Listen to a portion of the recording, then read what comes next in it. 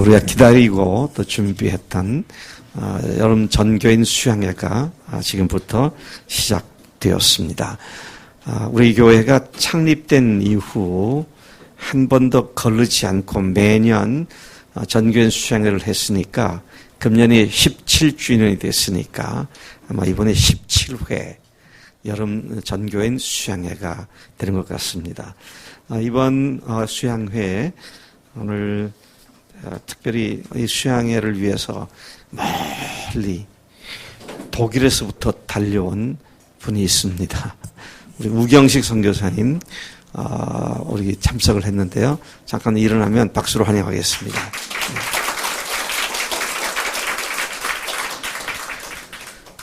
그리고 또 우리 지난 이웃 초청 잔치 때에 오기 시작을 하셨는데요. 우리 김선경 자매님의 두 딸들이 우리를 같이 참석을 했어요. 큰 딸은 지원이고 둘째는 민서인데 우리 지원이하고 민서 잠깐 일어나 볼까? 우리가 박수로 한번 크게 환영할게.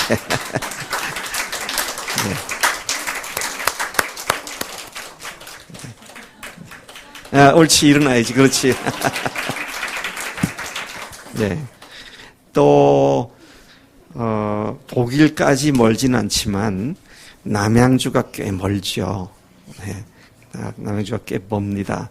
우리 임민영 자매가 지난번에 5시간 왕복 차를 몰고 갔다 와서 복음을 전했었는데 우리 강덕하 자매님 그때 예수님을 믿었다고 얘기했는데 오늘 참석했습니다. 박수로 환영합니다.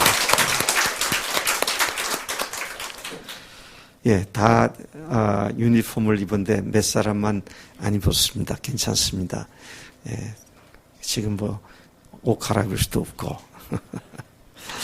예, 지금부터 제가 이번에 우리에게 주시는 말씀들에 대해서 하나씩 같이 나눠보도록 하겠습니다. 이번에 주제는 여기 있는 것처럼 그 안에 뿌리를 받고 세움을 받자. 그 안에 뿌리를 받고 세움을 받자, 세움을 입자 그렇게 되는데요. 뿌리를 받고 세움을 받자. 한번 같이 한번 외쳐볼까요? 뿌리를 받고 세움을 받자. 다시 한번 합창을 해보겠습니다. 뿌리를 받고 세움을 받자. 이 표현은 두 가지 개념을 지금 한 군데다가 묶어놓은 겁니다. 뿌리를 박자라고 하는 것은 식물에 비유한 것이죠. 그래서 여기 걸개 그림에 보시면 여러분들이 보실 때 왼쪽에 큰 나무가 한 그루 있는데 나무 높이만큼이나 반대로 뿌리가 깊이 땅에 내려가 있는 그런 모습을 보게 되죠. 그런가 하면 또 세움을 받자. 이것은 빌딩을 얘기하는 겁니다. built up이라고 그러죠. built up. 세움을 입자. 빌딩이 높이 올라가려면 반대로 밑에 깊이 기초가 밑에 내려가야 되고요. 기초가 내려갈수록 많이 갈수록 더 높이 올라가는 건물이 지어지게 되는데 우리가 뿌리를 받고 세움을 입어서 하나님의 사역자들로 사명자들로 하나님의 자녀들로 어떻게 서는 그런 복을 누릴 수 있도록 우리가 소망하며 이 말씀을 주제로 잡았습니다. 골로새서 2장 7절 말씀인데 여러분들이 입으신 티셔츠 소매자락에 보면 콜 그다음에 2장 7절 그래서 이게 바로 주제에 관한 성경 구절을 얘기하는 것이고요. 여러분들 뒤에 등판에 쓰여져 있는 것은 rooted and built up in him. 그래서 그분에게 뿌리를 받고 세움을 입자. 영어 표현으로 그렇게 해서 티셔츠를 마련했고 우리 교회 로고는 잘 아시죠? 우리 교회 로고가 지금 이렇게 돼가지고 딱 화살표가 되어 있잖아요. 그러니까 빨간 작대기가 딱 가로놓여 있습니다. 누구한테 얘기를 해야 되나? 누구한테 얘기를 해야 되나? 우리 안영경 자매. 이거 내가 딱 집어도 어떻게 뭘 먹고 있는 사람을 딱 집었네. 패스. 누구한테 물어야 되나? 이은혜 자매. 이렇게 둥그렇게 갖다 화살표가 이게 빨간 짝대기가 딱 그어져 있는데, 여기도 그림이 있습니다만은, 그게 무슨 뜻이죠?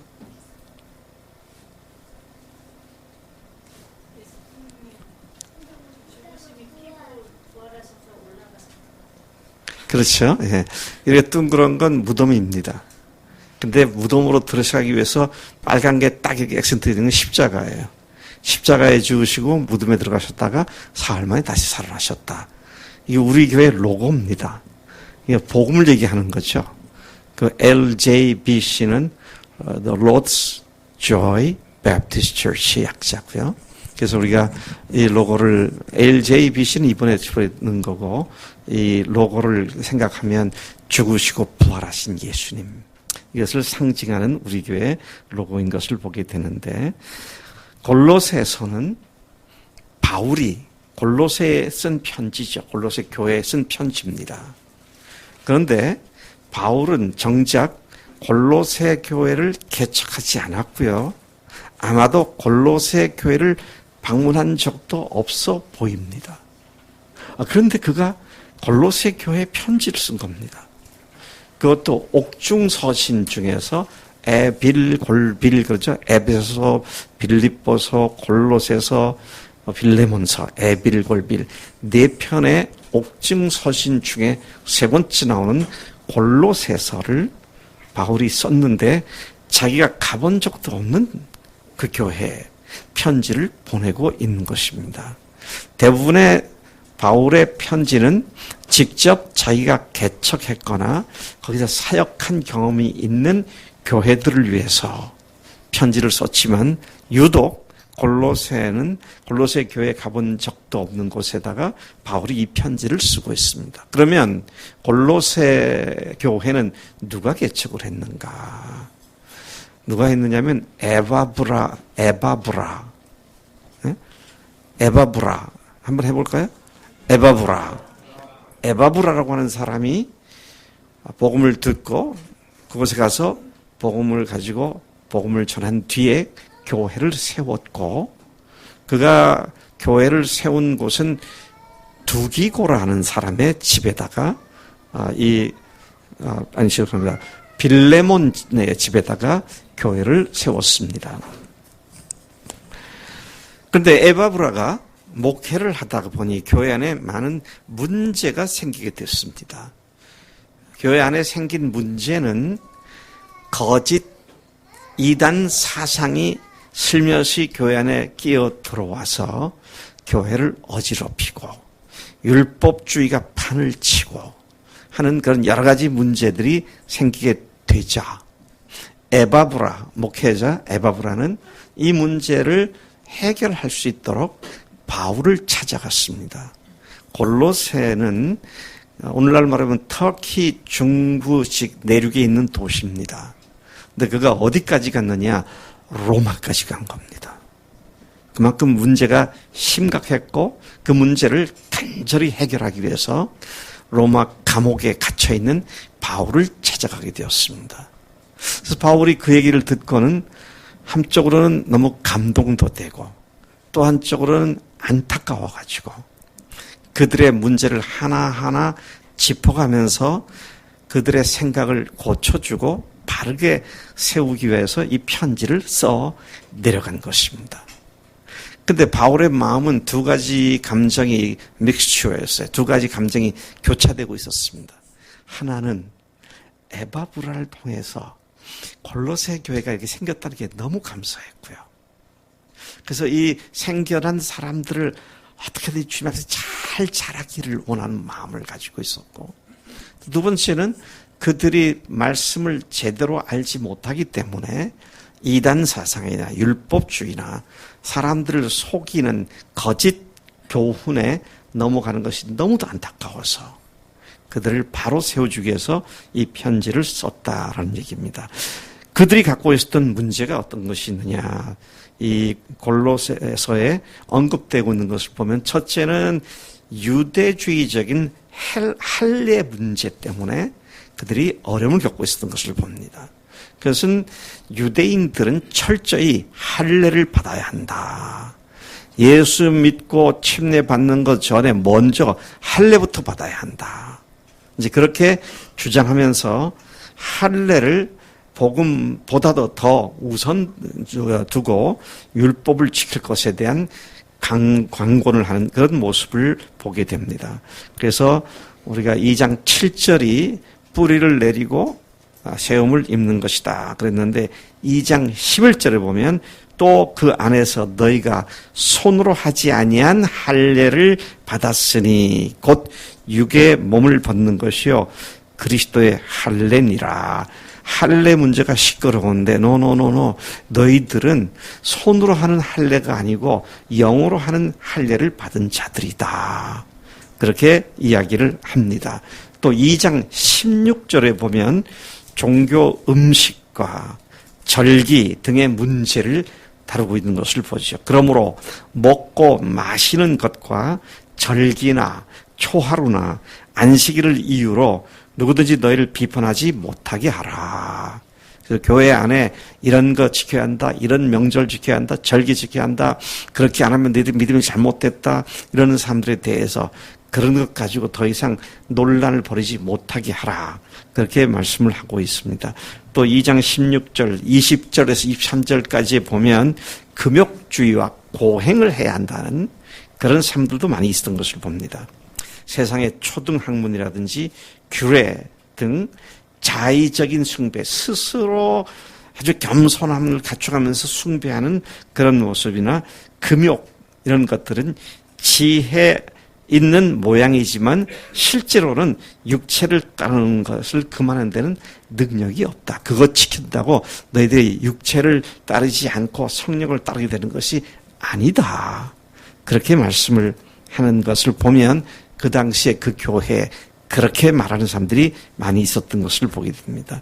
또 2장 18절을 보면 심지어 천사 숭배 사상도 있었던 것을 보죠. 그래서 천사를 숭배해야 한다.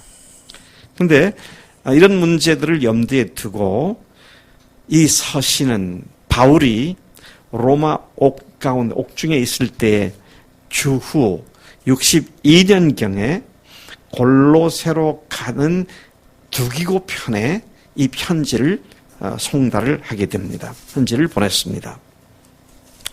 바울은 에바브로를 통해 골로새의 복음을 듣고 믿은 사람들로 구성된 교회가 있으며 그들이 여러 이단 사상과 비성서적이거나 반성서적인 가르침으로 혼란스러워한다. 그런 사실을 알고 이 교훈의 편지를 쓴 것입니다. 바울은 죽으시고 부활하신 주님의 그 탁월함, 그 어떤 존재와도 비교할 수 없는 탁월하신 분, 또 그분의 완전 충분하신, 완전 충족성, 이런 것들을 깨닫고 그분께 뿌리를 받고 온전히 세움에 있게 될 것을 간절한 마음으로 그들을 권면하고 있는데 이것은 이 서신서를 쓴 근본적인 목적이기도 합니다. 그분 안에 깊이 뿌리를 내리고 또 그분 안에 건강하게 잘 세워지는 하나님의 사람들로서 세워지는 교회가 될 것을 그렇게 당부하고 있는 것을 보게 되죠. 그래서 제가 골로새서를 전체 오늘 설명을 하지는 않겠습니다만은 골로새서의 주요 내용을 보면 1장은 그리스도의 탁월성을 얘기합니다. 이 세상에 어떤 존재하고도 비교될 수 없는 탁월하신 분이 그리스도시다. 예수님이 어떤 존재하고도 비교될 수 없는 뛰어나신 분이시다. 2장은 그분은 완전 충족하신 분이시다. 그 안에 모든 신성한 것이 다 들어있고 그분이 모든 존재들을 충만케 하시는 그런 분이시다. 자, 그리고 이제 3장에 가서는 그렇기 때문에 그분을 주인으로 모신 사람들은 그리스도 안에서 새 생활을 하는 자들이 되었다. 삶이 바뀐 그런 삶을 사는 자들이다. 그리고 4장에 가서는 그리스도의 일꾼들이 어떤 존재인지 이야기하고 있습니다. 자, 여러분, 그분 안에 뿌리를 박는다. 제가 금년에 코스코에 가서 블루베리 한 그루를 이 포트에 심겨져 있는 걸 사왔어요. 그리고 우리 집에 있는 그냥 가로세로 한 70cm, 높이 70cm 큰 바퀴 달린 나무 화분에다가 무슨 비트라고 하는 거죠. 그게 뭐죠? 그 퇴비가 뭐죠? 비스모 비트 뭐 그런 게 있잖아요. 그걸 갖다 반푸대를 갖다 집어넣고 그 다음에 퇴비도 좀 집어넣고 그리고 흙을 집어넣고 그리고 그 포트에 심겨져 있는 블루베리를 꺼내서 거기다 심었습니다. 그랬더니요, 이게 지금까지 얼마나 왕성하게 자라는지. 땅에 심어놓은 거, 지금까지 살아있는 것들보다 훨씬 더 그냥 튼튼하게 자랐더라고요. 그게 어디다가 심어놓느냐에 따라서 뿌리를 박아도 제대로 영양분을 공급할 수 있느냐 없느냐가 좌우되는데, 바울은 골로새 교인들에게 그분이 탁월하신 분이시고 그분이 절대적인 분이시고 완전한 충만한 분이시기 때문에 그분께 뿌리를 박아야 한다. 그리고 그분께로부터 세움을 입어서 높이 건물이 올라가는 그런 교회가 돼야 한다. 지금 그 말씀을 하고 있는 것입니다. 여러분, 우리가 이 세상에 살면서 우리가 누구든지 어디에다가든지 뿌리를 받고 살아갑니다. 여러분은 대한민국에다 뿌리를 받고 살아가잖아요. 그것도 대전이나 세종시에다가 뿌리를 받고 살아갑니다. 그래서 알게 모르게 지역이 가져다 주는 여러 가지 영향을 받고 자라가고 있어요. 그런가 하면 서울 사람들은 서울의 뿌리를 받고요. 북한 사람들은 북한의 뿌리를 받고 또 미국 사람들은 미국의 뿌리를 받고 자기가 뿌리를 내리고 있는 사회가 어떤 사회냐에 따라서 그 사람이 어떤 사람이냐가 또 결정되기도 해요. 저는 미국에 처음 유학 갔을 때 참새를 보고 한국 참새가 너무 불쌍하구나 그런 생각을 했어요. 왜냐하면 저는 한국 참새가 어렸을 때 보니까 참새 구이 집에 팔려갈까 봐 앉아있으면 이 목 근육이 어떻게 프로그램이 돼 있었냐면 잠시도 가만히 있고 계속 사주 경계를 하더라고요. 그래서 저는 그때 하나님께서 참새의 목 근육을 매 1, 2초마다 한 번씩 계속 돌아가게 만드셨나 보다 그랬어요. 미국에 갔더니 참새들이 안 도망가요. 손 놓고 놓으니까 위에 올라와서 먹이를 먹더라고요. 자, 그걸 보고 한국이라고 하는 토양에서 자라난 참새하고 미국에서 자라난 참새가 이렇게 다르구나. 근데 여러분, 참 미국에 한국에 이거보다 더 심각한 것은요. 우리 인간이 살고 있는 이 세상이 어둠의 세상이라는 겁니다. 마귀가 주관하고 있는 세상이라는 겁니다. 물론 한시적이지만 주님께서 언젠가 그것을 끝장내시겠지만 우리가 지금 발을 딛고 살고 있는 이 세상이 어둠의 주관자, 마귀가 주관하고 있는 그런 세상이죠. 그래서 예수님도 마귀를 지칭할 때 이 세상 임금, the ruler of this world, 이 세상 통치자 그렇게 말씀하시죠. 그런가 하면 요한일서 5장 19절에 보면 온 세상이 악한 자에게 처해 있다. 그렇게도 말씀하십니다. 여러분, 세상을 보랏빛, 장밋빛, 구슬픈 꿈으로 바라보지 마세요.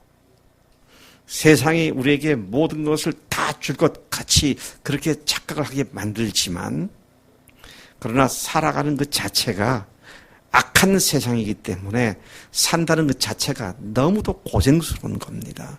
그래서 불교에서도 이 세상을 고해, 고통의 바다다 그렇게 말을 하잖아요. 근데 왜 고통의 바다냐? 그럴 때 이 마귀란 놈이 평화와 즐거움과 기쁨을 가장 싫어하는 마귀란 놈이 어떻게 해서든지 우리를 하여금 인격 파탄자가 되게 만들고 어떻게 해서든지 우리를 하여금 슬픔과 고통 가운데 빠져들게 만들기 위하여 온갖 술수를 다 부리고 있는 것이 바로 이 세상이다 하는 것입니다. 여러분, 우리가 정신을 차리지 않으면 이 세상은 신속하게 어둠으로 계속 우리를 끌고 들어가게 되어 있습니다. 그래서 지금 인류 역사가 글쎄요, 문명사회로 드러나기 시작한 그 역사만 따지면 아마 6,000년 정도 됐을 거예요. 그 전에 네안데르탈 원인이라든지 자바 원인이라든지 여러 가지 몇십만 년 전에 인간이 있었다 그런 소리들 많이 하는데 어쨌든 문명인으로서 문명의 시작은 불과 6,000년 정도밖에 되지 않습니다. 그런데 지난 6,000년 동안 어느 나라가 어느 사회가 항구적인 평화와 안정을 누리고 지금까지 사는 나라가 있습니까? 모든 제국과 모든 만국들이 흥했다가는 그대로 얼마 가지 않아서 또 망하고 또 다른 나라가 그 나라를 정복해버리면 또 흥왕하다가 또 망하고 영원히 멸망받지 않을 것 같은 로마 제국이 그냥 여지없이 무너져 내리고 그전엔 페르시아라든지 그리스라든지 이집트라든지 중국이라든지 모든 나라들이 있다가 없어지고 또 생겨났다 또 없어지고 지금 우리나라가 살기가 좋잖아요. 그죠? 우리 아까 누구였지 이름이? 민서. 그냥 냉장고만 놀면 먹을 게 있잖아. 그지? 그러니까 우리가 뭐든지 잘 먹고 누가 뭐라 할 싸움도 없고 마음대로 살고 그런 나라인데 그렇게 된 것이 불과 50년밖에 안 되는 거야. 그렇지 않습니까? 50년이면 제가 20살 때인데요. 그때도 보릿고개가 있었고요. 먹고 살기가 힘들었고 툭하면 연탄 가스에 중독돼서 사람들이 하룻밤에 몇 명씩 죽어나갔던 그런 시절을 겪고 왔습니다. 그래서 지금은 더우면 에어컨을 빵빵 틀고 태양열, 태양광 그래가지고 하는 거 얼마나 좋습니까? 그래봐야 20, 30년밖에 안 된 거예요. 이게 영원히 항구적일 것이다. 천만의 말씀입니다. 언제가 끝이 오게 돼 있어요. 근데 제가 지금 온 세계에 문명 얘기를 하자는 얘기가 아니고요. 몇백 년을 간다 하더라도 우리 인생은 고작 7, 80년, 8, 90년, 길어야 100년입니다. 근데 여기서 우리가 어디에다가 뿌리를 박고 사느냐. 우리가 정말로 뿌리를 박아야 할 토양이 어디냐. 오늘 말씀의 대답은 그분 안에 뿌리를 박으라는 겁니다. 예수님께 뿌리를 박으라는 거예요. 그분은 모든 만물 안에 신성이 그분 속에 딱 감춰져 있고 그분이 모든 것을 충만케 하시는 하나님의 놀라운 충만이고 그래서 여러분 그렇게 산 사람들은 그 안에 뿌리를 박은 사람들은 혹 경제적으로 어려워도 혹 내가 원하는 대로 되지 않아도 그것이 그에게 있는 주님으로부터 오는 평안을 앗아갈 수가 없고 그 인생을 망하게 할 수가 없고 그래서 고린도 후서에서 사도 바울이 뭐라고 했습니까? 우리가 사방으로 우겨 쌈을 당하여도 우리가 망하지 않는다고 그랬습니다. 꼬꾸러뜨림을 당하여도 우리가 자빠지지 않는다고 그랬어요. 그래서 우리들이 믿고 있는 주님에 대한 신앙은 오뚜기 신앙이시죠. 오뚜기 신앙. 오뚜기를 걷어차면 가닥 넘어가잖아요. 네? 아이고야, 또 넘으십니다. 왔다 또 일어나잖아요. 여러분 봐라. 또 진짜 빵 차도 또 넘어지잖아요. 또 바짝 일어납니다. 여러분, 우리가 믿고 있는 주님, 그 안에는 끊임없는 부활의 생명이 역사하기 때문에 우리가 망한 것 같지만 거기에서 더 크고 놀라운 하나님의 은혜가 작동하게 되고, 그래서 우리의 삶이 그 어떤 것에서도 결코 우리의 기쁨을 앗아갈 수 없는 하나님의 놀라운 능력이 예수님 안에 뿌리를 박을 때 실제가 되는 줄로 믿습니다. 여러분, 교회 생활 오래 하는 교회 생활 연륜을 말하는 게 아닙니다. 교회 생활을 얼마나 오래 했느냐 경력을 말하는 거 아니에요. 정말 중요한 건 뭐예요? 그분께 내가 깊이 뿌리를 내는 겁니다. 근데 제가 오늘 시간이 많지 않아서 다 말씀 못 드리겠습니다만은 골로새서 1장이 아까 그리스도의 탁월성 얘기했잖아요. 와, 그분이 어떤 분이신지, 얼마나 어떤 것과 비교할 수 없는 놀라운 분이신지, 그리고 2장에서 보면 그분 안에 모든 것이 있고 그분 안에 완전함이 있고 충분함이 있는 그런 주님 안에 우리가 뿌리를 내리라고, 그렇게 하나님께서 오늘 바울을 통해서 우리에게 말씀하십니다. 저는 그래서 이번 수양의 기간 동안에 우리가 뿌리를 박고 있는 예수님이 도대체 어떤 분이시고 그분의 죽으심과 부활이 우리에게 어떤 놀라운 하나님의 은혜의 통로가 되었으며, 또 그 은혜를 잃지 않고 또 희미하게 되지 않고 날마다 그 은혜가 나를 새롭게 만드는 그 삶의 지속적인 승리의 비결을 우리가 제대로 배우고, 그래서 그분에게 뿌리를 내리고 세움을 받게 되면 주님께서 우리를 왜 죽으시고 부활하신 그 어마어마한 희생과 승리의 선포가 우리 삶 속에서 그대로 실체화가 될 줄로 믿습니다. 자, 제가 앞에 거 다 얘기할 수는 없고요. 2장 6절부터 한번 골로새서 2장 6절을 한번 보시겠습니다.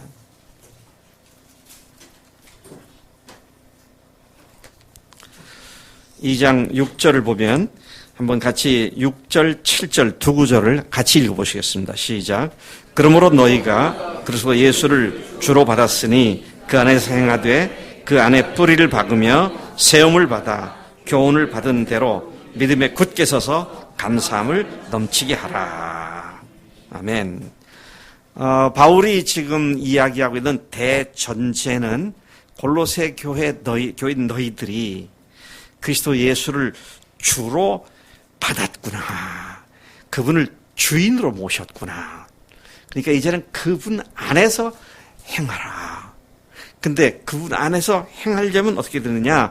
그 안에 뿌리를 받고 또 세움을 받아 교훈을 받은 대로 믿음에 굳게 서서 감사함을 넘치게 하라. 그렇게 말씀하시죠. 그리고 이 말씀이 해당되어지는 사람들, 뿌리를 받고 세움을 입으라고 하는 이 말씀이 해당되어지는 사람들이 어떤 사람들이냐?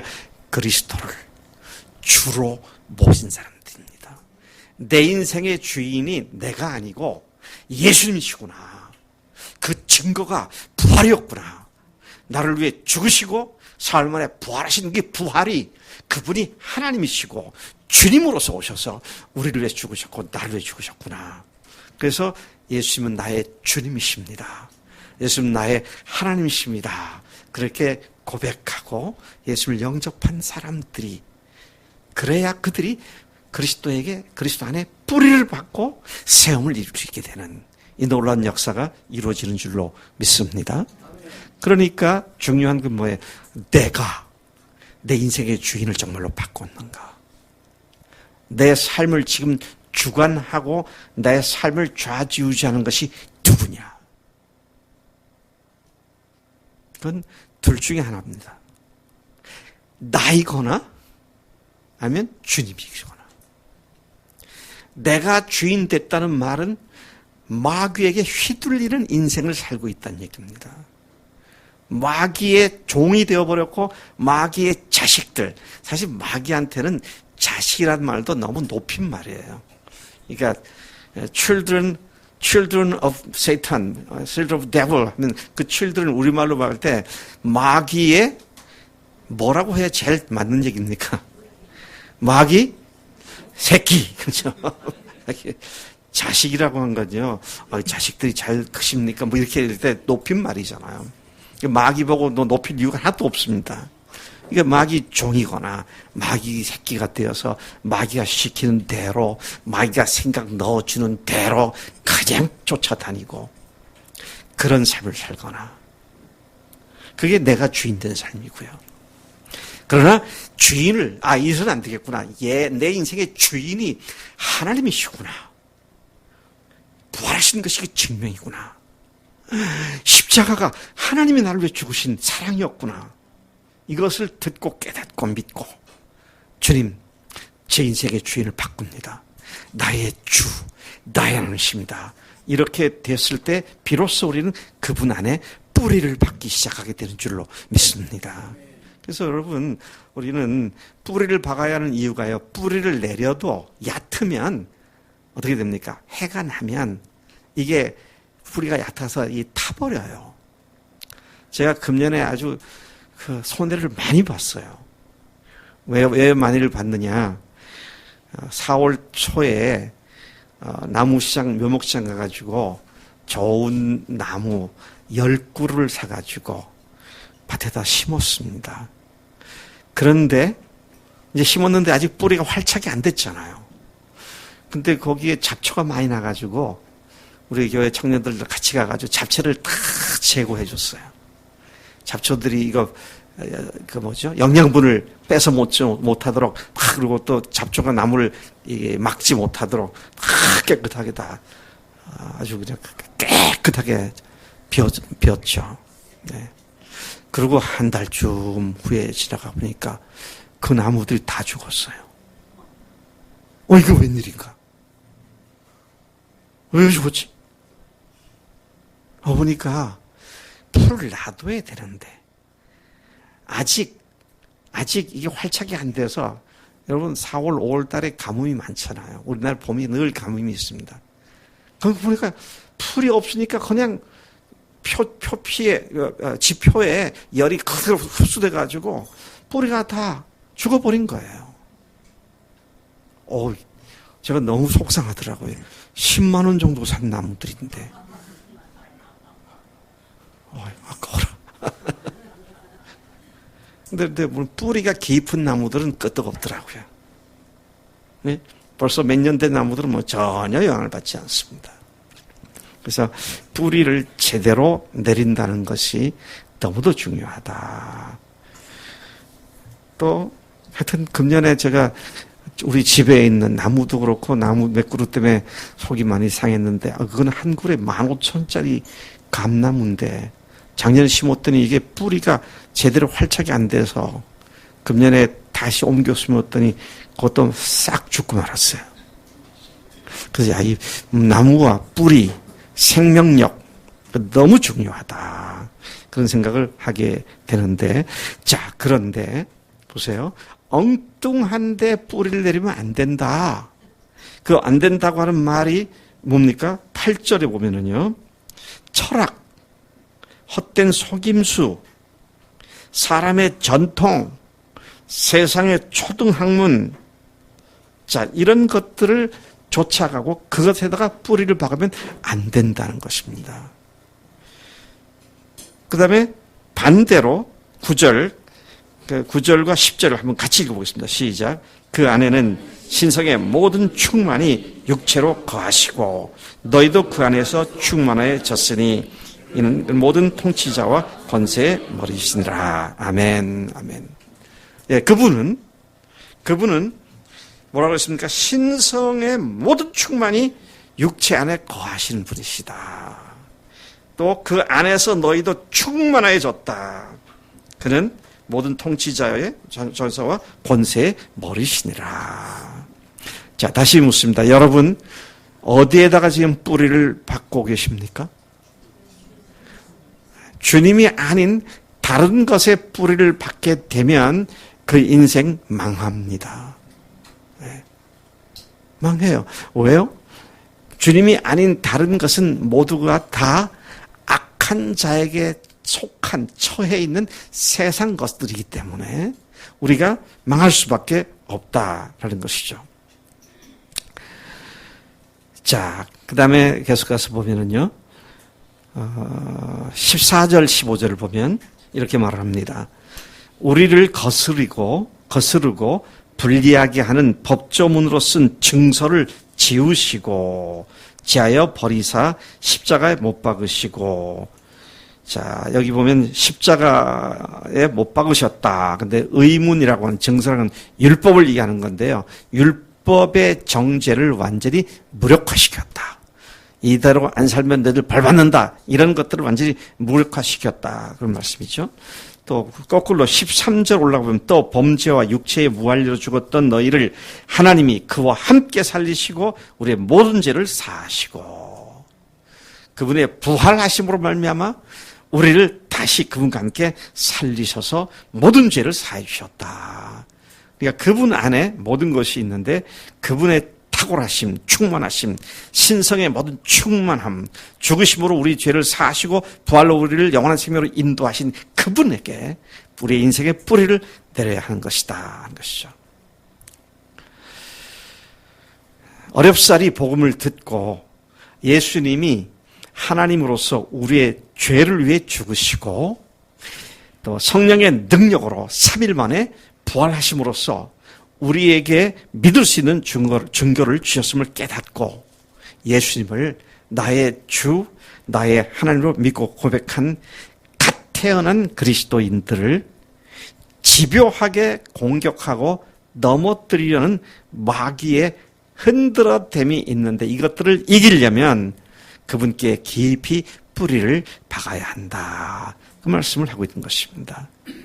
여러분, 주님 앞에 주님께 뿌리를 내릴 때에 우리가 정말로 건강한 하나님의 자녀로서 든든하게 세워지는 것이지 다른 어떤 것이 아니다 하는 것입니다.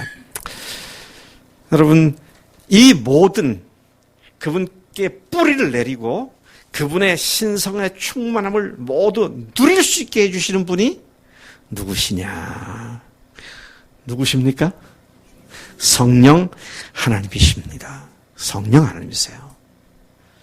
여러분, 자칫 잘못하면요, 우리가 복음을 주지주의적으로 이해할 수 있어요. 논리적으로, 합리적으로 이해해서, 그런 거구나. 참 좋다. 그거 깨달았다. 복음은 깨닫는 게 아닙니다. 복음은 굴복하는 겁니다.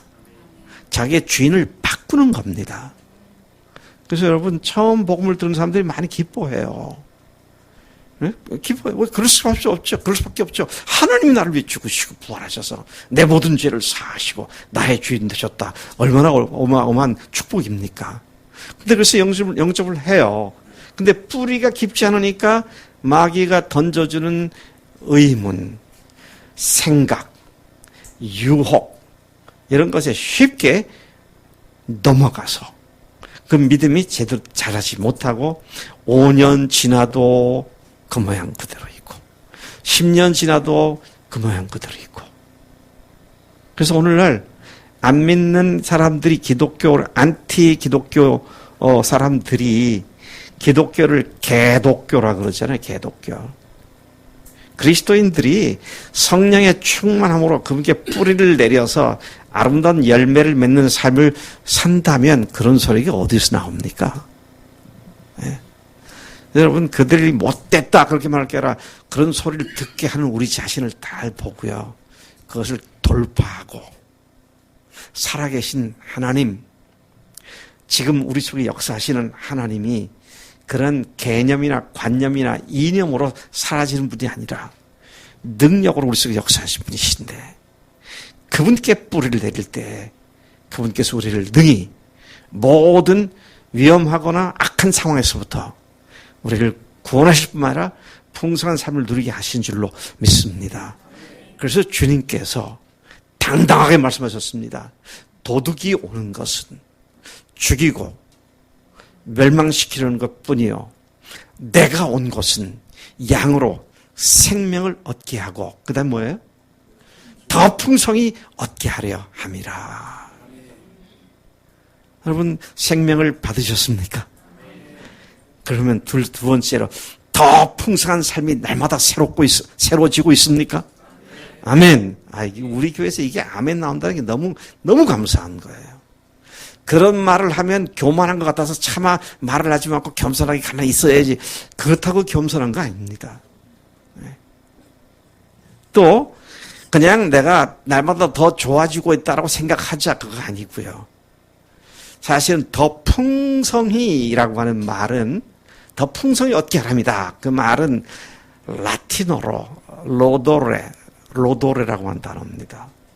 로도레라고 하는 단어가 무슨 뜻이냐면 바다에 가면 삼각파도가 쳐서 파도와 파도가 부딪히잖아요. 그러니까 하얀 포마를 일으키면서 치솟잖아요. 그걸 볼 때 얼마나 우리가 시원함을 느낍니까? 여름에 바닷가에 갔을 때 얼마나 시원해요. 그러니까 보는 사람들이 안현자 자매의 삶을 보니까 너무 시원해. 오, 믿는 게 저런 거야? 나도 저렇게 믿어야겠다. 그게 풍성한 삶이에요. 그래가지고요, 그냥 나도 믿었으면 좋겠다가 하는 거라 다가와서, 민영아, 너 그렇게 기뻐하는데 예수 믿는 게 도대체 뭐냐? 이민영 자매 저 뒤에가 있구나. 애기 때문에 뒤에가 있대요. 예수님이 이런 분이야. 이런 분이 이렇게 하신 거야. 그분이 죽으셨고 부활하셔서 하나님식을 확실히 증명해 주셨고 확실하게 우리를 확증해 주신 거야. 그렇게 해서 생명을 또 낳게 하고 말이죠. 자, 이런 일을 하나님께서 예수님 통해서 우리에게 주시는데, 주님이 오신 목적 두 가지가, 첫째는 구원하시고 두 번째는 더 풍성하게 해주시다. 자, 이것이 실질적으로 나 스스로가 놀랄 만큼, 나에게서 이런 삶이 이루어지고 있구나. 와, 이거 참 놀랍구나. 우리 안수임 자매가 룻 요양센터를 하잖아요. 근데 지난번에 7월 달에 간증을 하는데 그렇더라고요. 참 이상해요. 저기 송강에 요양센터들이 다 어려운데 참 이상하다고.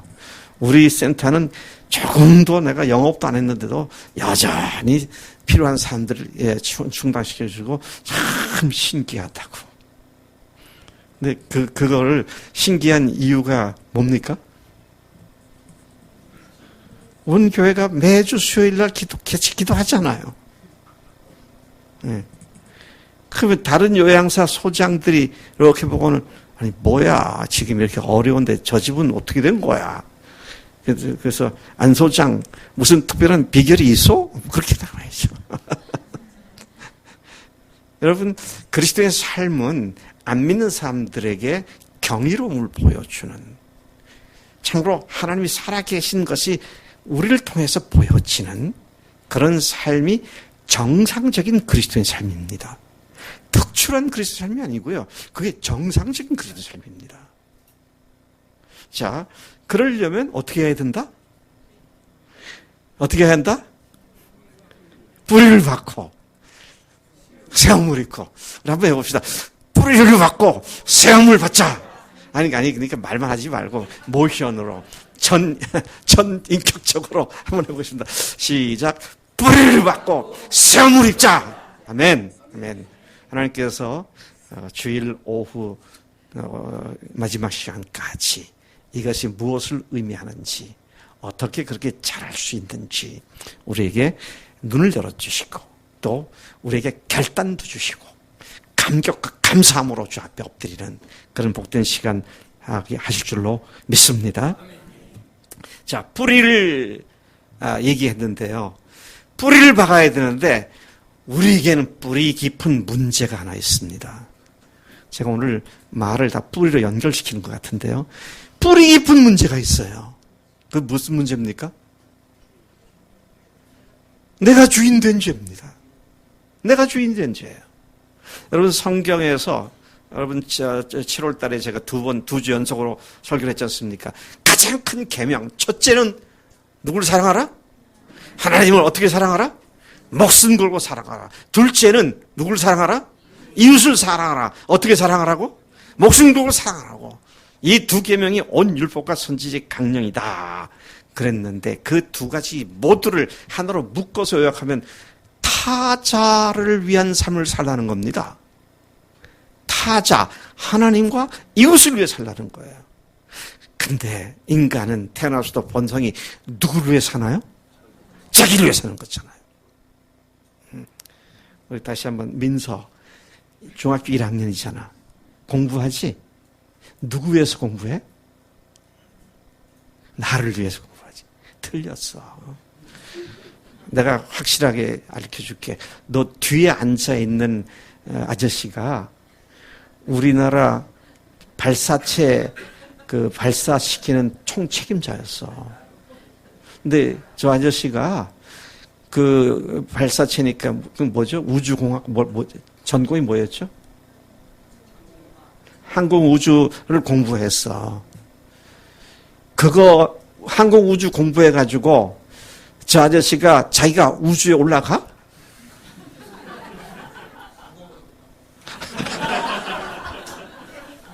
결국은 나라를 위해서, 우리나라를 위해서 그렇게 하는 것이 자기가 전공한 공부를 가지고 자기가 자기 살기 위해서 하는 거 아니에요. 그거는 산다고 하는 것은 뭐예요? 그 성공 자체는 다른 사람과 나라를 위해서 하는 거고, 그렇게 수고하니까 거기에 대한 대가로 봉급을 받고, 정작 우주에 겁나서 못 간대잖아. 여러분, 참 우리가 속지 말아야 합니다. 내가 딱 물으니까 우리 민서가 나를 위해서야. 근데 이제는 나를 위해서 하나님과 이웃을 이겨나가야 된다. 이게 참 행복한 인간이고 인생이고 바른 삶이 되는 거예요. 근데 사람들은 자기가 주인 돼가지고 그래서 내가 별로 좋아하지 않는 노래 중에 하나가 나나나나나나나나나나나나 뭐 그런 노래 있잖아. 영경이 어떻게 하지 그거? 예, 그 뭐 나를 그렇게 그냥 연결시켰고 나나나나나 하는지 모르겠어요. 근데 하나님께서는 철저하게 말씀하십니다. 그 인생, 네 자신을 움켜쥐고 너를 위해 사는 인생을 위해서 내가 만든 것이 아니다.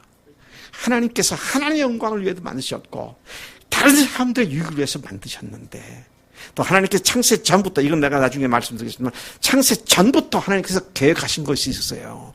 온 우주 만물을 만드시고 우리 인간을 만드신 하나님의 거대한 섭리가 있는 거예요. 목적이 있는 거예요. 그 일을 위해서 우리를 부르시는 거거든요. 그 일을 할 수 있는 자격자로 우리를 구원해 주신 것이거든요. 그러니까 이리 봐도 저리 봐도 인간이 자기 자신을 사는 것이 근본 목적이 아니고, 그렇게 처음부터 그런 존재로 만들어진 것이 아니다. 이 사실 우리가 분명히 알아야 한다는 것입니다. 신성, 그분의 속에 있는 모든 신성한 충만함을 누릴 수 있으면 성령께서 우리로 하여금 그걸 하게 하신데, 그러면 성령께서 우리 안에 계셔야 되죠. 자, 예수님을 주인으로 모시는 사람들 속에 하나님께서 베풀어 주신 큰 선물이 뭐냐? 하나님의 영, 주님의 영이신 성령님을 우리에게 보내주신 줄로 믿습니다. 그러니까 여러분, 우리가 살아가는 데 있어서 그리스도인으로서 하나님의 말씀대로 살 수 있는 능력의 원천은 바로 성령님이시다. 그것이죠. 자, 이제 그 성령님께서 어떻게 우리 속에서 죄의 뿌리, 깊은 뿌리 문제를 해결하시고 능력으로 뿌리를 다 받게 하시는지를 좀 더 깊이 말을 하겠습니다. 우리의 깊은 문제가, 뿌리 깊은 문제가 내가 주인이 되는 것이다 그랬는데, 이 내가 주인이 되는 죄는, 제가 뿌리가 깊다 그랬잖아요.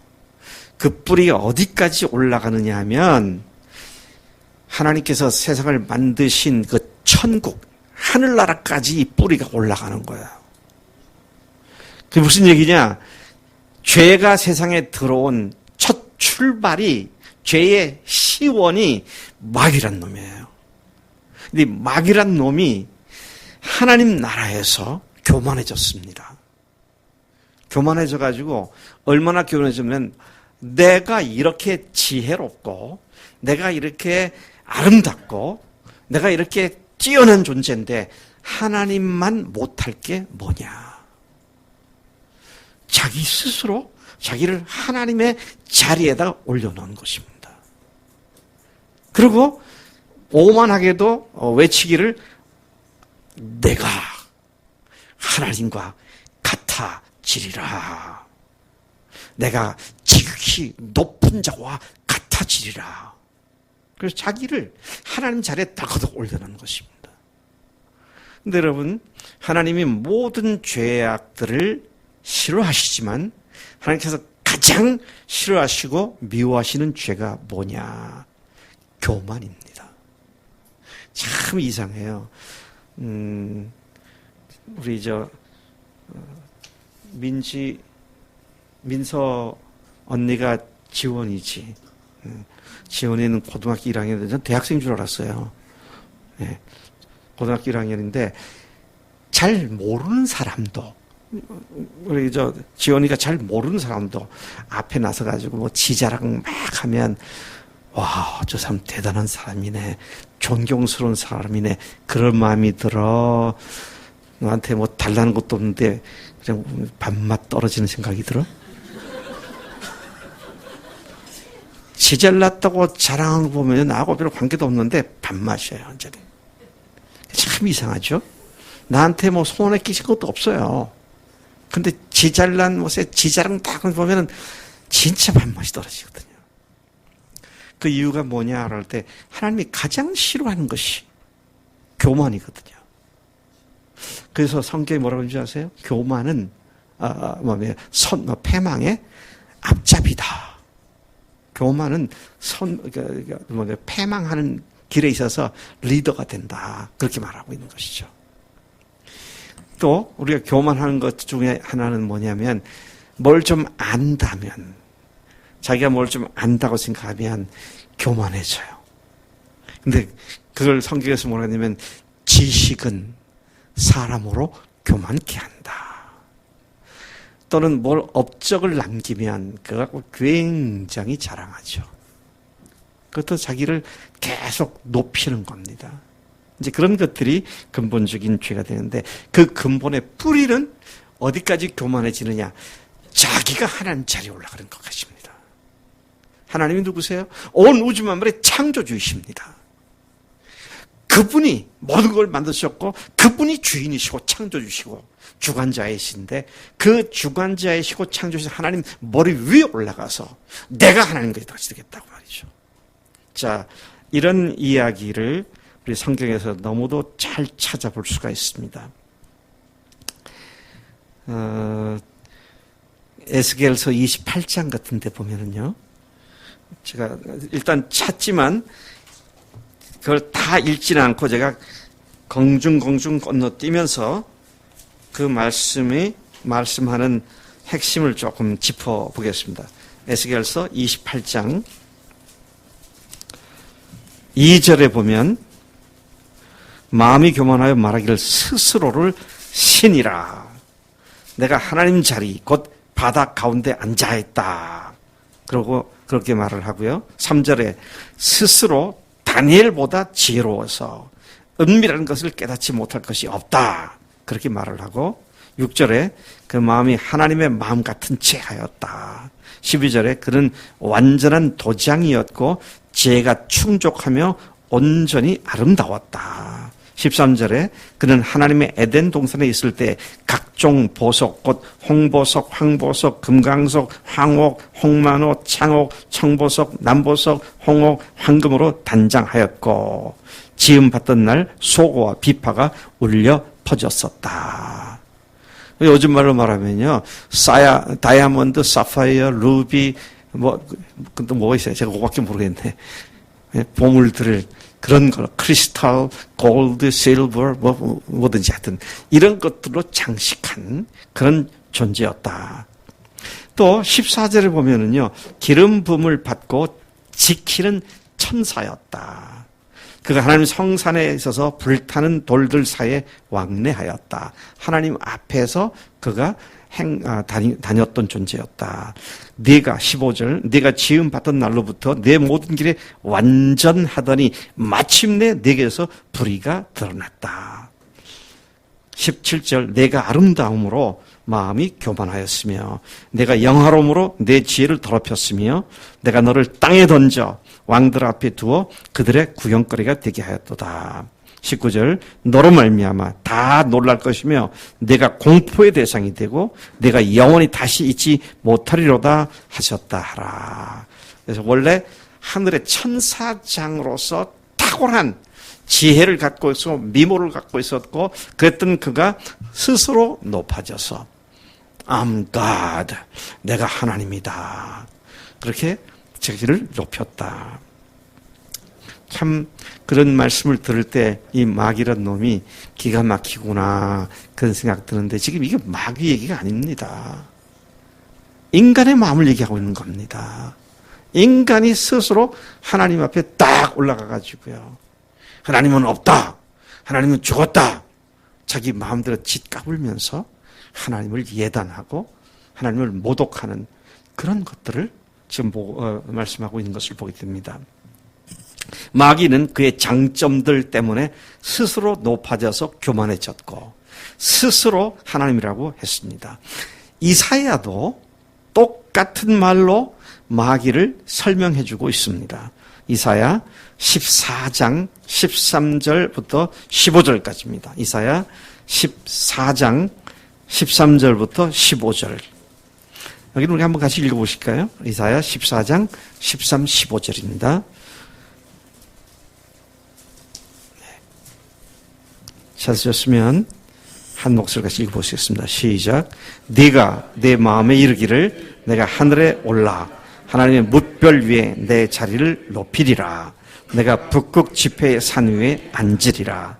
가장 높은 구름에 올라가 지극히 높은 이와 같아지리라 하는도다. 그러나 이제 네가 수월 곧 구덩이 맨 밑에 떨어짐을 당하리로다. 스스로를 높였더니 가장 낮은 밑바닥으로 떨어지는 이런 역설적인 상황을 보게 되는데 그가 지금 뭐라고 말하고 있습니까? 보니까 14절에 보니까요. 가장 높은 구름에 올라가 지극히 높은 이와 같아지리라. 영어 성경에는 이렇게 나와 있죠. I will be like 그랬습니다. 내가 I will be 될 거야. 어떻게 되냐? like 뭐처럼 될 거야. I will be like 뭐처럼 되냐? the most high 최고의 지존자와 같아질 거야. 내가 하나님과 같아지겠다. 자, 이렇게 스스로를 하나님과 맞먹는 자리에 올려놓은 하나님께 대한 반역과 거역, 바로 이것이 근본 죄였다라는 사실을 에스겔서도 보았고, 그리고 이사야서도 보았고, 그리고 요한계시록에서도 볼 수 있고요. 우리가 성경 전체에서 계속 이 말씀을 우리가 볼 수 있습니다.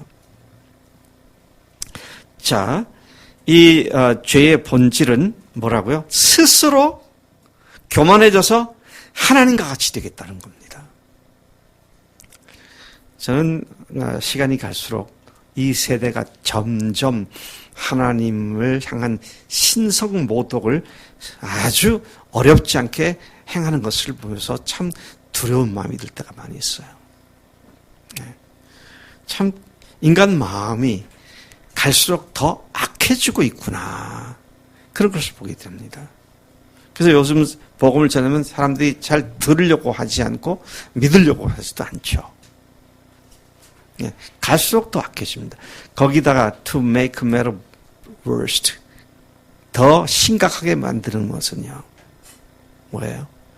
나라의 법을 바꿔가지고 불법을 합법화시키겠다고 말이죠. 그리고 하나님만 진리시고 예수님만 하나님이시다. 그러면 처벌하겠다는 거예요. 네? 그게 지금 미국이 그렇게 하고 있고요. 영국이 그렇게 하고 있고요.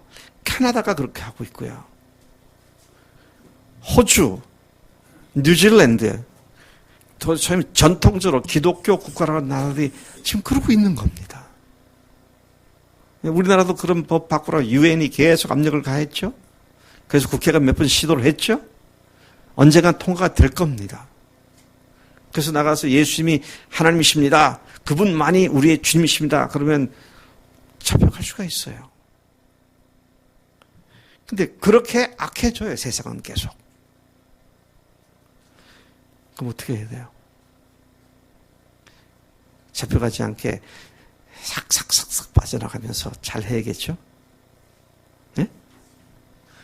잡혀갈 때 잡혀가야죠. 그 뭐 무서워서 말 못하고 그럴 수 없죠. 생명의 문제인데 말이죠.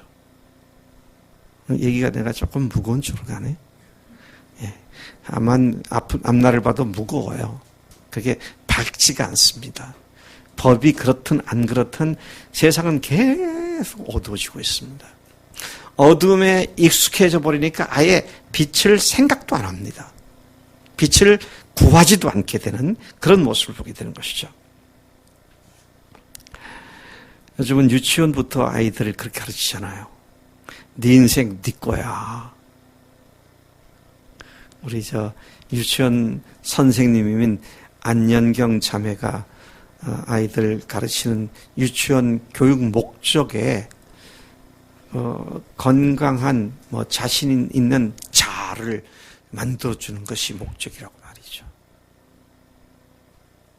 참 좋은 얘기 같죠. 네.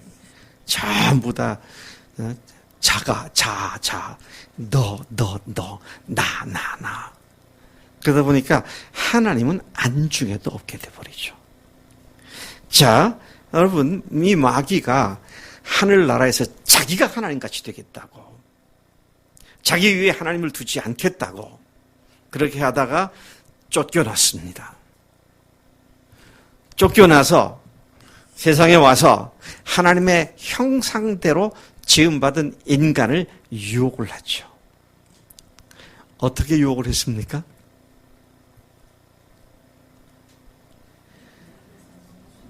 네, 지가 지은 죄와 똑같은 죄를 짓도록 유혹을 했죠. 아까 뭐라 그랬어요? 마귀가 하늘나라에서 뭐라 그랬어요? 내가 하나님과 같아지리라 그랬습니다. 근데 마귀가 아담과 하와에게 와서 선악과를 따먹으라고 유혹할 때 뭐라고 유혹을 했어요? 이 과일을 따먹으면 네가 하나님과 같아질 것이다. 이야, 참 놀랍습니다. 이 마귀란 놈이 어떻게도 지가 한 짓을 똑같이 인간으로 하게 해가지고 지 종을 만들고 지 새끼를 만들기 위해서. 먹어봐. 그거 먹어보면 네가 하나님같이 된다. 아까 그랬어요. I will be. 내가 될 거야. like처럼. like the most high. 지존자와 같아질 거야. 그런데 이번에는 마귀가 와서 아담과 하와에게 뭐라고 You will be like God. 네가 하나님과 같아질 거야. 그래서 네가 선악을 분별할 수 있게 되는 거야. 여러분, 선악을 분별하는 것이 좋은 겁니까? 나쁜 겁니까? 좋은 거예요? 나쁜 거예요? 예, 선악을 분별하는 건 좋을 것 같아요. 근데 문제는 선악의 기준이 지가 돼버리니까 문제예요. 지 눈에 안경이 돼버려가지고 지가 좋으면 선한 거고요. 지가 나쁘면 악한 거예요. 그렇죠? 세상 없는 누가 무슨 짓을 해도 나한테 좋으면 그게 선인 거라. 나한테 악하면 세상 모든 사람은 유익하도록 나한테 안 좋으면 그건 악한 거예요. 왜요? 자기가 주인 됐기 때문에요. The standard. 선과 악의 스탠다드가 자기인 겁니다. 정경래 자매, 사람들이 왜 죄를 져요?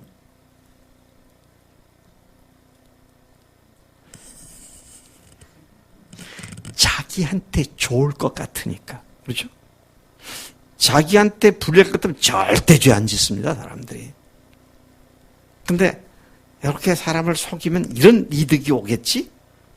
그래서 속이는 거예요. 왜 싸웁니까? 나를 모독했다고. 내가 나를 방어하기 위해서. 그렇게 싸우는 거예요. 그러니까 그 모든 죄악들, 우리가 세상에 살아가는 모든 죄악들은 전부 다 누구를 위해서? 자기를 위해서 짓는 겁니다. 근데 그걸 짓고 나면 정말 행복해집니까? 아이고, 그 뒤에 치루어야 할 대가는 어마어마한 겁니다. 그 마귀가 그렇게 속이는 거예요. 그래서 마귀의 별명이 뭡니까? 예, 거짓의 합이 속이는 자. He's a liar. 거짓말쟁입니다. 근데 사람들을 그렇게 속여가지고 자기가 주인 되게 만들어서 지 마음대로 사람들을 갖다가 휘두르면서 죄 짓고 살게 만들려는 그런 것들이죠. 그래서 다시 말씀드립니다. 죄의 본질은 자기가 스스로 교만해져서 하나님과 같아지는 것이다. 그 누구의 통치나 지배를 받지 않고 내 인생, 내 마음대로 사는 거야. 그렇게 마귀는 속입니다. 네가 곧 하나님이야. 네가 내 인생의 주인이고 네가 하고 싶은 대로 해. 누가 너를 억누르겠어? 억누르는 게 죄지. 너 마음대로 하는 거야. 그게 자유야. 그렇게 말하죠. 이 마귀라는 놈이 그렇게 속여요. 마음대로 한때는 자유일지 모르겠어요. 그 다음에 뒤따라오는 책임을 갖고 이제 평생 그 책임을 져야 하는 이런 문제들이 뒤따라오는 것을 우리가 너무도 잘 알고 있습니다. 사탄의 유혹에 넘어가면 모든 것이 잘 될 것 같지만 언제나 예외 없이 그 끝은 실패와 좌절과 멸망일 뿐인 것입니다. 사람들 마음속에는요, 하나님을 마음에 두기를 싫어하는 마음이 있어요. 그래서 로마서 1장 28절을 보니까 저희가 그 마음에 하나님 두기를 싫어하며 하나님께서도 그 상실한 마음대로 내버려 두셨다 그랬어요. 억지로 하지 않고 방치해 두셨다 그랬어요. 하나님을 마음에 두기 싫어하는 사람들 향하여. 참 이상해요. 정말 친한 친구, 오랜만에 만나가지고 복음을 전하려고 내가 믿는 술까지 안 가요. 스톱. 너 예수 믿으라고 그러는 거지. 말도 못하게 해요. 너무 그러지 말고 나 참 하나님 믿으라 그러는 거지. 너 나랑 같이 교회 가자 그러는 거지. 취미 없어. 말하지 마. 그리고 계속 말하면 너 나 말하면 다시 안 만날 거야. 이런 식으로 피하죠. 그 이상해요. 마음속에 하나님 되게 싫어해요. 하나님께서 그냥 내버려 두셨다 그랬어요. 그래서 어떻게 하셨다고요? 곧 모든 불의, 추악, 탐욕, 악의, 시기, 살인, 분쟁, 사기, 악독이 가득한 자요. 그래서 21가지 죄악들이 하나님을 마음속에 두기 싫어하는 마음 때문에 방치된 결과로 수많은 죄악들이 주렁주렁 열매로 맺혀지게 되는 그런 인생임을 이야기하고 있다는 것입니다. 여러분, 그래서 잘 될 것 같지만 멸망인데 우리가 정말로 주님 앞에서 이 사실, 다음 사실을 분명하게 알아야 합니다. 뭐냐? 죄의 삭슨, 죄가 지불하는 대가는 뭡니까? 사망이다 그랬어요. 죄의 결과는 사망입니다. 죽음이에요. 로마서 3장 23절에서 모든 사람이 죄를 범하였음에 하나님의 영광에 이르지 못하더니, 모든 사람이 죄인이고요. 그 다음에 죄의 삭은 사망이요. 그래서 죄를 지은 사람들이 지불해야 할 대가가 사망이다. 그렇게 말씀하고 있죠. 자, 다시 한번 이야기를 해봅시다. 이지성, 조금 전에 몇 사람이 죄를 범했다 그랬어? 모든 사람이 죄를. 지성이도 죄를 졌어? 저기 착한 아이가? 모든 사람이 죄를 범했다 그랬어요. 죄인들은 어떻게 된다 그랬지? 지성이? 사망이다. 그러니까 모든 사람은 죽는다. 맞아요, 안 맞아요? 맞죠. 맞습니다. 예, 민서는 아이고 목사님 나는 이제 중학교 1학년 때 안 죽을 것 같은데요? 그렇게 생각할지 몰라. 목사님도 민서 때 그렇게 생각을 했어. 근데 지금 벌써 나는 믿겨지지 않는데 이렇게 머리가 허해가지고 서 있잖아 지금. 네. 죄의 삭은 사망이다. 자, 많은 사람들이 그렇게 이야기합니다. 그래, 죽으면 끝이지요. 그것이 끝입니다. 그런데요, 하나님께서 뭐라고 그러지 아세요? 죄의 삭은 사망일 뿐 아니라 한 번 죽는 것은 사람에게 정하신 것이요. 그 후에는 뭐가 있다고요? 심판이 있다 그랬습니다. 하나님은 죄에 대해서는 반드시 그 책임을 물으세요. 우리는 애써 지워서 없는 것처럼 지나가려고 그러지만 하나님은 반드시 물으세요. 크고 작은 모든 죄에 대해서 책임을 물으세요. 자, 그렇기 때문에 모든 사람이 죄인이고 죄 때문에 다 죽게 되고 근데 그 후에는 반드시 심판이 있게 된다. 그리고 그 심판의 결과가 이미 언도되어 있습니다. 세상에도요, 우리가 범죄를 하면 어떤 죄는 징역 3년, 어떤 죄는 징역 20년, 어떤 죄는 무기징역, 어떤 죄는 사형. 그런 법이 있잖아요. 근데 하나님께서 우리에게 주신 법은 뭐예요? 죄인들은 다 죽고 그 후에는 심판이 있는데 그 심판의 결과가 뭐냐를 할 때 불과 유황으로 타는 불못에 들어간다. 지옥 간단 말이죠.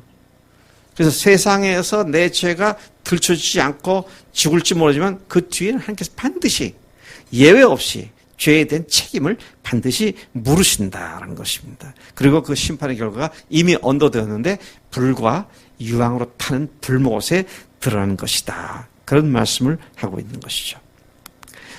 여러분, 우리가 주님 앞에서 우리의 인생의 주인을 바꿔야 하는 이유가 바로 자기가 주인 됐기 때문이라고 하는 이 사실을 분명하게 우리가 주목해야 합니다. 이건 누구도 피할 수 없는 근본적인 문제이죠. 그래서 다시 이 시간 여러분들이 묻겠습니다. 여러분의 공부를 하거나 돈을 벌거나 결혼을 하거나 무엇을 하든지 그것을 왜, 누구를 위해서 하는 건가요? 제가 지금 정답을 요구하는 거 아니고 실제를 묻는 겁니다. 정말 내 삶의 주인이시고 목적이 예수님이신가 아니면 여전히 나인가? 그래서 저는 이번 수양회를 앞두고 계속 기도해 왔습니다. 하나님, 우리 교인들 잘 압니다. 하나님 다 압니다. 질문하면 정답 다 얘기합니다. 근데 실제가 되도록 성령님 역사해 주세요. 또 머리로 하는데 감동이 없어. 이건 전인격적인 반응이 아닙니다. 그렇죠? 아는 것만큼 기쁨이 있고요. 감사함이 있고 넘치는 것이 있어야 되죠.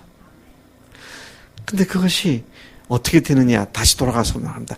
뿌리를 내리고 뿌리를 받고 세움을 입는 이 일들이 우리로 하여금 주님 앞에서 더 풍성히 얻게 하는, 생명을 얻은 자들이 더 풍성히 얻게 하는 비결인 줄로 믿습니다. 자, 하나님을 무시하고 내가 하나님의 자리에 올라가는 이 죄를 성경은 또 다른 말로 표현하는데요. 그런 사람들이 어떤 사람이냐? 하나님과 원수된 사람들이다. 그렇게 말씀하세요. 여러분, 다른 사람과 원수 맺는 것도 참 삶이 괴롭습니다. 그렇죠? 누구를 딱 만나게 되면 피하고 싶고, 오늘 또 참 길에서 나갔는데 딱 그 사람 만나면 재수 없어. 그리고 어떻게든지 피하고 싶은 그런 마음이 생길 수가 있잖아요. 관계가 안 좋으면은요. 근데 그리스도 안에서 교회에서 그런 사람이 있다면 그건 보통 문제가 아니죠. 교회든 바깥이든 아니든 간에 사람들과의 관계에 있어서도 불편한 관계가 있으면 참 힘들어집니다. 그런데 하나님과 원수된 관계를 맺고 살아가는 게 얼마나 엄청난 비극이냐는 거예요. 하나님께서 나를 원수로 여기시고 마귀를 영원히 멸망시킬 지옥불에 나를 마귀와 함께 쳐넣으시겠다고 말이죠. 야, 참 보통 문제가 아닙니다. 근데 더 문제를 더 심각하게 만들어주는 거는요. 내가 하나님과 원수된 이 문제를 내 쪽에서 해결할 수 있는 방법이 아무것도 없다는 거예요.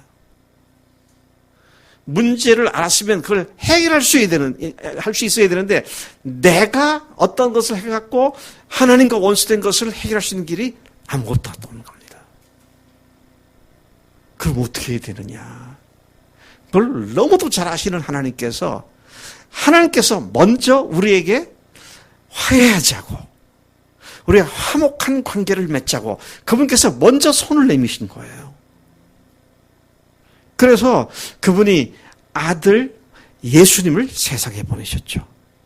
성자 하나님이신 예수님을 세상에 보내셔서 우리가 받아야 할 형벌을 십자가에서 대신 받게 하시고 우리가 죽임을 당할 할 그 죽임을 대신 예수님께 죽게 하시고 또 우리가 죄인이기 때문에 하나님께로부터 버림받아야 할 그 버림받음을 주님께서 대신 버림받으시고 그리고는 그분을 다시 살리신 뒤에는 그 예수님을 주님으로 모시는 사람들에게 영원한 생명을 주겠다고 우리에게 손을 내미시고 그 손을 붙잡으라고 하나님께서 그 이니시에이티브를 잡고 하나님과 화목하는 길을 주신 줄로 믿습니다. 그래서 우리가 너무도 잘하는 말씀 요한복음 3장 16절에서 하나님이 세상을 이처럼 사랑하사, 우리말로는 이처럼 사랑하사 독생자를 주셨으니, 그러니까 독생자를 주신 것만큼이나 사랑하셨으니. 그런데 영어 성경으로 보면은 뭐라고 말했습니까? 중학생들 영어 시간에 so that 용법 배우셨죠? so that 용법. 너무 뭐뭐함으로 뭐뭐하다. 이게 이제 so that 용법이죠. For God so loved the world. 하나님께서 세상을 너무도 사랑하셔서 that He gave His only begotten Son. 너무도 사랑하셔서 그분의 외아들을 세상에 보내주셨다. 왜요? 이는 저를 믿는 자마다 멸망치 않고 영생을 얻게 하려 하심이라. 여러분, 이 저녁에 주님께서 우리를 향해서 내미신 손을 꼭 붙잡는 그런 복된 이 저녁이 되기를 간절히 축복합니다. 그 주님의 손을, 우리를 위해 죽으시고 부활하신 그 주님께서 우리를 향해서 내미신 손, 내가 너를 위해 죽었노라, 내가 너의 모든 죄를 다 해결했노라, 그렇게 말씀하시면서 그 표적으로, 그것이 사실이라는 확실한 표적으로 부활하신 주님의 부활을 우리에게 제시해 주신 줄로 믿습니다. 제가 죽으시고 부활하신 것에 대해서는 내일과 또 내일 오전, 오후에 더 말씀드리겠지만, 그러나 오늘도 이 말씀 반복돼야 합니다. 그분이 우리를 위해 죽으시고 부활하셨는데 어느 날 갑자기 예수라고 하는 청년이 나타났습니다. 여러분, 나는 하나님과 같이 있었고 아버지께로부터 왔으며 내가 하나님이다. 내가 여러분들을 위해서 십자가에 죽을 것이고 그리고 여러분들의 모든 죄를 다 용서할 것입니다. 누구든지 내게로 오는 자들은 다 생명을 얻을 것입니다. 그리고 십자가에 죽으셨어요. 오늘 우리 교회 처음 나왔으니까 내가 민서하고 좀 더 얘기해 볼게. 민서, 민서야, 내가 하나님이야. 내가 얼마 안 있으면 죽을 텐데 그거 민서를 위해서 대신 죽는 거야. 그러면 난 믿겠어, 안 믿겠어? 뭐라고? 못 들었어? 네. 민서 소리가 잘 안 들리니까 벌써부터 언니한테 물어봐야겠네. 네. 지원아, 내가 하나님이야. 나를 믿어야 돼. 내가 너를 위해서 대신 죽을 거야. 그리고 나를 믿으며 산다고 그러면 믿을 수 있어? 저 목사도 이상한 목사구나. 미쳤네. 그러겠지. 근데 예수님이 나타나서 그렇게 얘기하니까 유대인들이 다 미쳤다고 생각한 거예요. 그렇지 않겠어요? 제가 그 당시에 있어도 그랬을 것 같아. 자기가 하나님이니까. 돌로 쳐 죽이려고 그러고 말이죠. 그러고는 십자가에 못 박으라고 아우성을 치고 그래서 이렇게 십자가에 죽으셨잖아요. 거기까지는 모든 사람과 똑같은 분이었어요. 왜? 모든 사람 오니까 다 죽으니까. 죽으셨어요. 근데 3일 만에 다시 살아나셨습니다. 지금까지 아까 제가 인류 문명이 한 6,000년 된다고 생각을 한다면 이 6,000년 기간 동안 전속했던 모든 인류 중에 부활한 사람이 있습니까? 아무도 없어요. 부활이 아니고 소생이라는 게 있어요. 죽은 줄 알았는데 며칠 만에 다시 살아나고 뭐 이런 까무러서도 깨어나고 그런 것은 소생이라고 그래요. 근데 부활은 다시 소생한 사람 또 다시 죽었어요. 근데 부활하신 주님께서는 다시 죽지 않으시고 영원한 생명 가운데 계시거든요. 그래서 예수님께서 평상시에 살아계실 때에 당신이 사흘 만에 다시 부활할 거다. 그리고 훗날 부활하신 예수님을 만난 제자들 중에 특히 사도 바울이라는 사람이 사도행전에서 기록하기를 예수님께서 하나님께서 그를 죽은 자 가운데서 다시 살리심으로 다시 사신 것으로 모든 사람들에게 믿을 수 있는 증거를 주셨다. 지금부터 2000년 전에 예수님께서 죽으셨다고 부활하셨어요. 그리고 지난 2000년 동안 아무도 살지 않았습니다. 내가 예언합니다. 앞으로도 예수님처럼 부활 사람은 아무도 없어요.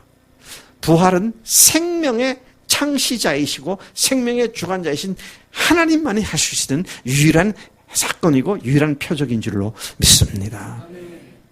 그래서요, 기독교 신앙에서 다른 건 다 허용하더라도요, 부활만 못 믿게 하면 기독교는 끝이 납니다. 왜? 그게 하나님이신 결정적 증거인데 결정적 증거를 말살시켜버리면 하나님이라고 볼 수 있는 것이 아무것도 없잖아요. 그래서 성경에서 하나님의 사람들이 부활이 그분이 하나님이심을 증명해 주셨구나. 그래서 바울이 고린도전서 15장이라고 하는 그 챕터에서 뭐라고 했습니까? 그리스도께서 다시 사시지 못했다면 우리가 여전히 죄 가운데 있을 것이다. 왜요? 부활하지 못해서 왜 우리가 죄 가운데 있습니까? 그분이 하나님이 아니니까. 하나님이 아니니까 부활하지 못할 수가 없고요. 그분이 부활하지 못하고 하나님이 아니었으면 우리 죄가 그냥 그대로 있는 거죠. 왜? 예수가 지 때문에 죽고 지죄 때문에 죽었지 우리 죄 죽었냐? 그렇게 말할 수 있잖아요. 근데 그분이 부활하셨던 사건, 이 어마어마한 사건, 온 세상의 모든 사건들을 다 합쳐도 그 이상 클 수 없는 사건, 부활 사건이 그분이 하나님이시라는 확실한 증거가 된 줄로 믿습니다. 그래서 제가 그러잖아요. 김성로 목사님이 한 말 중에 천지개벽보다 더 큰 사건이 부활 사건이다. 왜? 왜요? 하나님이 없이 살아나셔서 그분이 하나님으로서 온 인류의 모든 죄를 다 담당하신 확실한 증거를 주셨기 때문에. 그래서 이 부활하신 예수님을 만난 제자들이 어떻게 됐어요? 전원, 부활하신 예수를 만난 제자들 전원이 그냥 그 앞에 엎드려서 My God, My Lord, 나의 하나님, 나의 주님이십니다. 그렇게 고백을 했고, 더 놀라운 건 그렇게 고백한 이후에 그들의 삶은 더 이상 오르락 내리락 하는 그런 삶이 아니라 계속 하늘나라를 향해서 계속 상승하는, 그리고 끝에 가서는 주님을 위해서 순교의 잔을 마시는 그런 삶을 살게 된 줄로 믿습니다. 우리가 뿌리를 내리게 될 예수님이 하나님이십니다. 그분이 세상에 오셨고, 사실 이 신학적으로 굉장히 어려운 문제입니다. 왜요? 신이, 하나님이 인간이 되셨다. 이게 논리적으로 설명이 안 되는 거예요. 하나님이 어떻게 인간이 되냐는 거예요. 그래서 이거 신학적으로는 성육신, incarnation, 육신의 몸을 입었다. 이제 그런 말인데요. 근데 육신의 몸을 입으셨지만 여전히 100% 하나님이시고, 또 인간으로 오셨으니까 100% 인간이시고, 이해가 안 돼요. 왜? 그런 일이 한 번밖에 없었기 때문에요. 하나님만이 그걸 할 수 있기 때문이죠. 두 번째, 그분이 성육신에서 오신 것뿐만 아니라 두 번째는 뭐예요? 하나님이 죽으셨다는 말씀이에요. 아니, 하나님이 왜 죽으세요? 어떻게 죽으세요? 근데 죽으셨어요. 그리고 세 번째, 부활하셨습니다. 부활로 그분이 단순한 한 유대 청년이 아니라 하나님이라는 사실을 온 우주 만물 전체에다가 선포하신 사건, 그것이 부활 사건인 줄로 믿습니다. 그래서 우리가 믿는 핵심이 복음인데, 복음은 두 글자입니다. 두 단어예요. 죽으심과 부활하심입니다. 제가 죽으신 것이 어떻게 우리 모든 죄를 완전히 다 용서해 주셨는지, 또 그런 분에게 뿌리를 내리는 것이 무엇인지, 또 부활하신 주님께서 부활로 말미암아 어떻게 하나님의 영광을 받으셨는지, 이것들을 내일 또 계속해서 말씀을 나누고 드릴 겁니다. 근데 오늘 저녁에 다시 주제로 돌아가서 그 예수님께 깊이 뿌리를 내리는데, 아까 골로새 1장과 2장에 보니까 그 안에 신성의 모든 충만이 거하신다. 와, 그래서 사도 바울이 고린도 후서 6장에서 우리가 아무것도 안 가진 자 같지만 사실은 모든 것을 가진 자가 되었다. 그 신성이 우리의 것이 되었기 때문에, 그의 충만함이 우리의 것이 되었기 때문에.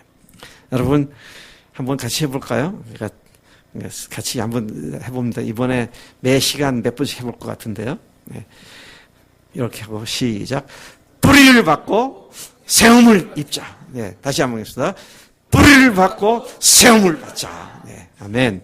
오늘 주님께서 우리가 뿌리 박아야 할 예수님이 누구신지, 그분이 어떤 분이신지를 우리에게 일깨워주셨는데, 오늘 이 첫 시간을 출발로 해서 주님께서 그 풍요로운 은혜 속에 깊이 뿌리를 내리는 복된 시간 되게 하실 줄로 믿습니다.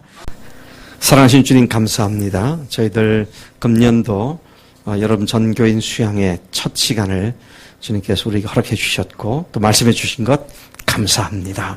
뿌리를 받고 세움을 받으라는 그 말씀대로 하나님 남은 이 수양의 기간 동안에 깊이 주님의 십자가의 뿌리를 받고 부활의 뿌리를 받고 성령님의 도우심을 따라 성령의 충만함으로 뿌리가 깊이 내려져 하늘에 속한 모든 신령의 충만함을 우리가 영양 공부를 받는 토양으로 삼게 하실 줄로 믿습니다. 함께 하실 것을 믿고 의지하며 감사하고 예수님의 이름으로 기도로 싸움나이다. 아멘. 아멘.